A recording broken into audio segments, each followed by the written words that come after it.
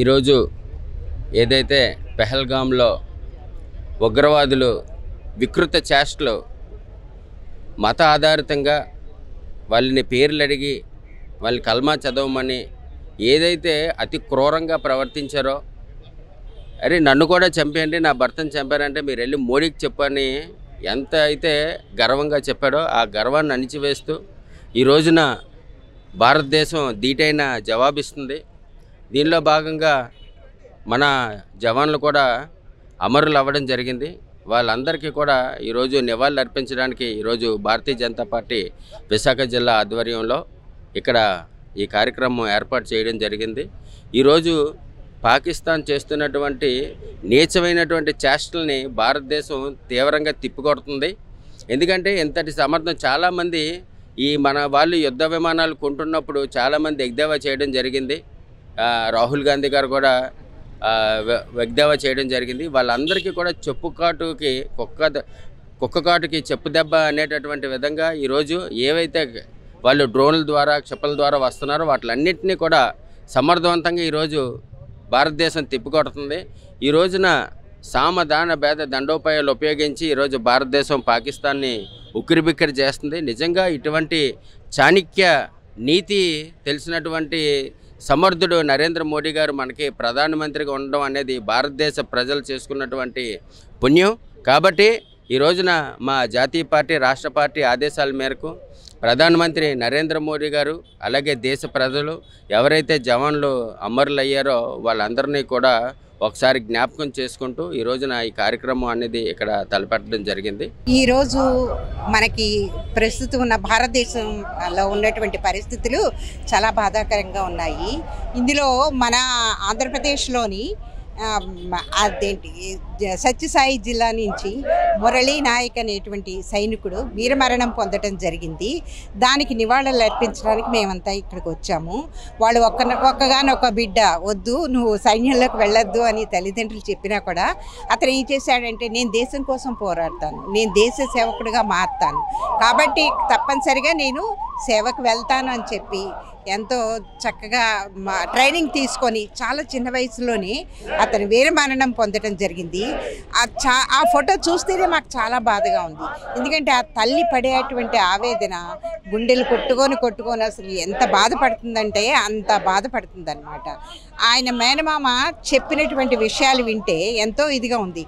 ఎందుకంటే అతను ఇంట్లో కూడా ఉన్నప్పుడు ఏం చేసేవారు, ఎందుకు నాయనా ఈ సైనిక ఉద్యోగం మానేసి ఏ పనులు చేసుకోవచ్చు, నీ తల్లిదండ్రులు కూలీ నాలి చేసుకునేవారు కదా, నువ్వు ఇలా వెళ్ళిపోతే ఎలాగా అని చెప్పినప్పుడు వాళ్ళు ఏం చేశారంటే, అలా కాదు, నేను దేశం కోసమే పుట్టాను, నేను దేశ సేవ తప్పనిసరిగా చేస్తాను, ఒక సైనికుడిగా నేను ఈ దేశానికి సేవ చెయ్యాలి. ఎందుకంటే ఇప్పుడు ఈ సంతోషం కంటే కూడా నాకు ఒక జాతీయ జెండాని నేను మరణించిన తర్వాత జాతీయ జెండాని నా మీద కప్పినప్పుడు అదే నాకు గొప్పగా భావిస్తాను అని అతను చెప్పటం అది విన్న తర్వాత అసలు మాకు నిజంగా చాలా బాధ అనిపించిందండి. ఈ విషయంలోనే వాళ్ళ మేనమామ ఏమన్నారంటే, నాకున్న ఇద్దరు పిల్లల్ని కూడా నేను సైన్యంలో చేరుస్తాను, దేశభక్తిని పెంపొందిస్తున్నాను, నేను వాళ్ళకి ఇప్పటి నుంచే సైన్యంలో చేరుస్తున్నాను అని చెప్తున్నాడు. ఈ పాకిస్తాన్ మనకి చెందినటువంటి ఉగ్రవాదులు చేసినటువంటి హడావుడికి దానికి అసలు ఎందుకు అలాగ చేస్తున్నారు ప్రతి ఒక్క మనసులోనూ భారతీయుల్లోనూ చాలా బాధగా ఉంది. ఎందుకంటే మనమంతా హిందువులు. ఏదైనా సరే ఒక పూజ చేసుకున్నాం అనుకోండి, ఎప్పుడు కూడా సర్వే జనా సుఖినో భవంతు అంటే భారతదేశంలో ఉండేవాళ్ళు కాకుండా ప్రపంచంలో ఉండే వాళ్ళంతా కూడా మనకి సుఖంగా ఉండాలి. వాళ్ళ జాతి ఏదైనా, మతం ఏదైనా, కులం ఏదైనా సరే వాళ్ళంతా సుఖంగా ఉండాలని కోరుకునేటువంటి హిందువులం మనం. మన సంస్కృతి అది, మన సాంప్రదాయం అది. అదేమి కాకుండా ఏం చెయ్యకుండా నువ్వు హిందువా, నువ్వెవరు అని చెప్పి కాల్చడం అనేది ఎంతో దారుణంగా అనిపించిందండి. ఈ నెల రోజుల నుంచి కూడా ఎవరి హృదయంలో కూడా ఇద్దరు ముగ్గురు కలిసినప్పటికీ కూడా ఈ విషయాన్ని ఎంతో బాధాకరంగా చెప్పారు. కానీ చాలా చాలా కష్టంగా ఉందండి. అయినా పాకిస్తాన్కి మనం తగిన గుణపాఠం చెప్పాలి. అది కూడా మా మహిళా శక్తిలో ఉండేటువంటి ఇద్దరు సైనికాధికారులు కూడా వాళ్ళకు ఆ విధంగా చెప్పటం మాకెంతో గర్వకారణంగా ఉంది. అయితే మహిళలందరూ కూడా ఏదో సైనికులుగా చేరుతున్నారు, వాళ్ళంతా కూడా ఉన్నారు అని అంతే మాకు తెలుసు, అంటే ప్రపంచానికి అంతటికీ కూడా.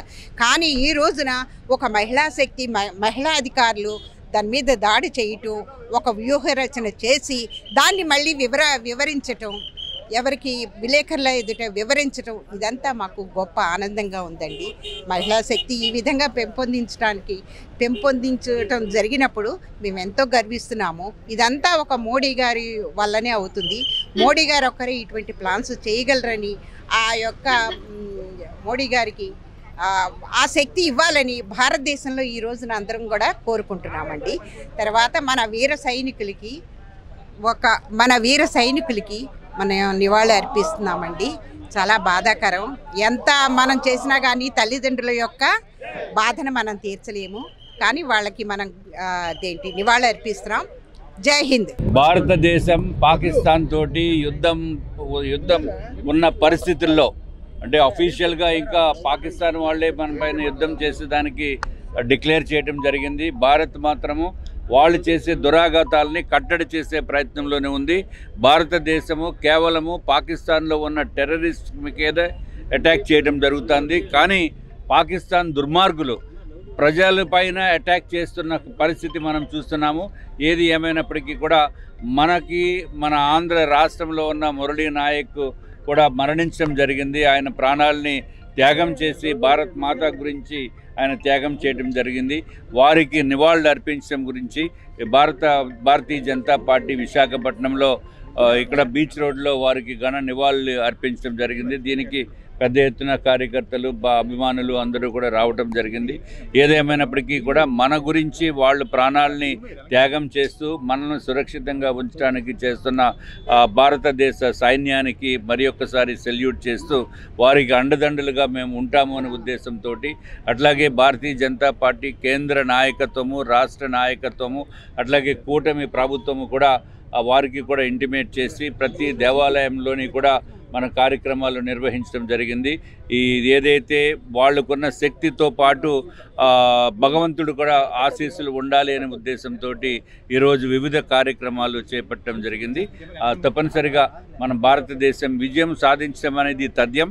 ఎక్కడా లేనటువంటి విధంగా, ఎప్పుడూ చూడనటువంటి విధంగా యావత్ ప్రపంచంలో ఉన్న దేశాలు కూడా మన భారతదేశానికి అండగా ఉంటున్నాయి. దానికి కూడా మనము ప్రధానమంత్రి నరేంద్ర మోడీ గారు ఇదివరకు 10 సంవత్సరాల నుంచి కూడా ఏదైతే ఇంటర్నేషనల్ డిప్లొమసీ మెయింటైన్ చేస్తున్నారో ఆయన స్ట్రాటజీస్ మూలాన మనం ఇవాళ సురక్షితమైన పరిస్థితుల్లో మనం ఉన్నామని చెప్పి తెలియజేసుకుంటూ భారత సైన్యానికి మరి ఒక్కసారి మనమంతా కూడా సెల్యూట్ చేస్తున్నాము. అట్లాగే రాజకీయాలకి, కులాలకి, మతాలకి, పార్టీలకి సంబంధం లేకుండా మన భారతదేశం ఉన్న ప్రస్తుత పరిస్థితికి ప్రతి ఒక్కరూ కూడా సహకరిస్తున్నారు.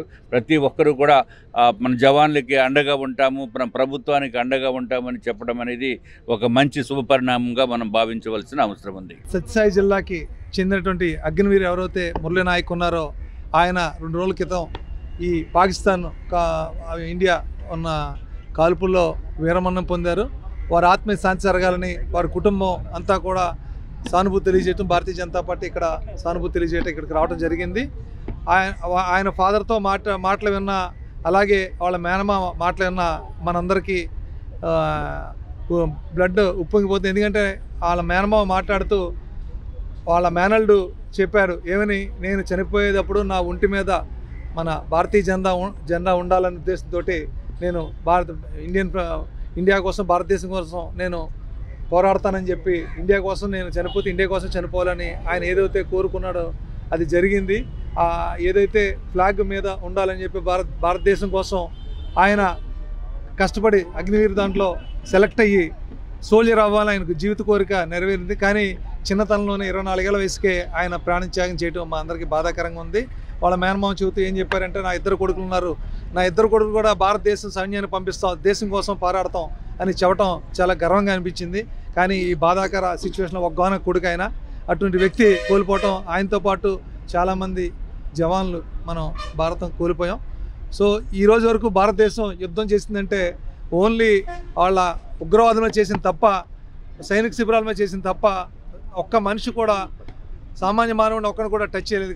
కానీ అదే పాకిస్తాన్ మన మీద ప్రతి సామాన్య మానవుడు మీద గురిపెట్టి వాళ్ళు యుద్ధం చేయడం జరుగుతుంది. ఇది చాలా దారుణం, అమానుషం. ఏదైతే పద్ధతిగా యుద్ధం చేసేది ఏదైనా ఉంటే భారతదేశమే. ప్రపంచ దేశాలు కూడా ఆలోచించే స్థాయికి ఇవాళ భారతదేశం ఎదిగింది. మనకున్న సామర్థ్యం ఏంటో ప్రపంచం అంతా చూస్తుంది. ఏది కూడా ఒక్క సామాన్యుడు కూడా ఈ వలన చావకూడదు, చనిపోకూడదనే ఉద్దేశంతో మన భారతదేశ ప్రధాని, మన అందరి 140 కోట్ల జననేత ఏదైనా ప్రధానమంత్రి నరేంద్ర మోడీ గారు, అలాగే అమిత్ షా గారు, అజిత్ దోవల్ గారు, అలాగే జయశంకర్, వీళ్ళందరూ కూడా, అలాగే ఏదైతే army, navy, air force 3 chiefs ఉన్నారో వీళ్ళందరూ కూడా, ఖురేషి, అలాగే వీళ్ళందరూ కూడా దేశం కోసం రాత్రులు పగలనక కష్టపడి మనందరి రక్షణ కోసం వాళ్ళంతా పాటుపడుతున్న అందరూ కూడా మా ధన్యవాదాలు, మన భారతీయ జనతా పార్టీ ధన్యవాదాలు తెలియజేస్తున్నాం. అలాగే ఏదైతే మురళీ నాయక్ చనిపోయారో ఆయనకి మా ప్రగాఢ వాళ్ళ ఫ్యామిలీకి మా ప్రగాఢ సానుభూతి తెలియజేస్తున్నాం. ఇటీవల పెహల్గామ్లో జరిగిన ముష్కరుల దాడిలో మన సోదరులు మరణించడం మనకు తెలిసిన విషయమే. దానికి ప్రతీకారంగా మన భారత ప్రధాని వారి యొక్క సింధూరం ఏదైతే తుడిచిపెట్టుకుపోయిందో ఆ సోదరుల సింధూరం దానికి ప్రతీకగా ప్రతిజ్ఞ పూని ఈరోజు మనకి మన సింధూరం ఏంటది ఆపరేషన్ సింధూర్ పేరుతో ముష్కరులను అంతమొందించే 2 యజ్ఞాలు అయితే ఇప్పుడు జరిగాయి. మొదటి దాంట్లో ఎవరైతే ముష్కరుల్ని పాకిస్తాన్ దాచిపెట్టిందో, ఆఖరి కాశ్మీర్ కానివ్వండి, పాకిస్తాన్లో కానివ్వండి ఉన్న 9 స్థావరాలపై దాడి చేసి కేవలం ముష్కరులు మాత్రమే చనిపోయే విధంగా ప్రతీకారం తీర్చుకోవడం జరిగింది. ఇక్కడ గమనించాల్సిన విషయం ఏంటంటే, మనం ఎవరైతే టార్గెట్ చేశాం, మనపై ఎవరు దాడి చేశారో వారిని టార్గెట్ చేసి అమాయక ప్రజలకు కానీ ఆ దేశ సైనికులకు కానీ ఎటువంటి నష్టం జరగకుండా చేశాము. అయితే పాకిస్తాన్ తీసుకున్న నిర్ణయం చూస్తే కనుక కేవలం అమాయక ప్రజల్ని టార్గెట్ చేసి చంపే విధానం ఏదైతే ఉందో దాన్ని తీవ్రంగా ఖండిస్తూ ఉన్నాం. ప్రపంచ దేశాలు మొత్తం ఏకమై ఈరోజు భారతదేశాన్ని సపోర్ట్ చేస్తున్నాయంటే అది మన మోడీ గారి యొక్క దౌత్య నీతి. ఎక్కడ తప్పు చేయకుండా, ఎటువంటి అవినీతికి పాల్పడకుండా చాలా చక్కని ప్రణాళికాబద్ధంగా ఈ దాడులు అయితే జరుగుతూ ఉన్నాయి. రానున్న రోజుల్లో మరింత తీవ్రమై ఆఖరి కాశ్మీర్ కూడా చేజెక్కించుకొని ఆ ముష్కరులు పేచ మనచాలని చెప్పి మనస్ఫూర్తిగా కోరుకుంటూ, ఈరోజు మన ఆంధ్రప్రదేశ్ సోదరుడు అగ్నివీరుగా సెలెక్ట్ అయ్యి అక్కడ బౌండరీలో మన బార్డర్లో ఏదైతే ముష్కరులను అంతమొందించే ప్రయత్నంలో అంతమయ్యాడో ఆయన ఆత్మశాంతి చేకూరాలని కోరుతున్నాం. ఆయన సత్సాయి జిల్లాకి సంబంధించిన నాయక్ మురళీ నాయక్ వారికి వారి యొక్క కుటుంబ సభ్యులకి ప్రగాఢ సానుభూతి ఈరోజు తెలియజేస్తూ మేము ఈ కార్యక్రమాన్ని తీసుకొచ్చాం.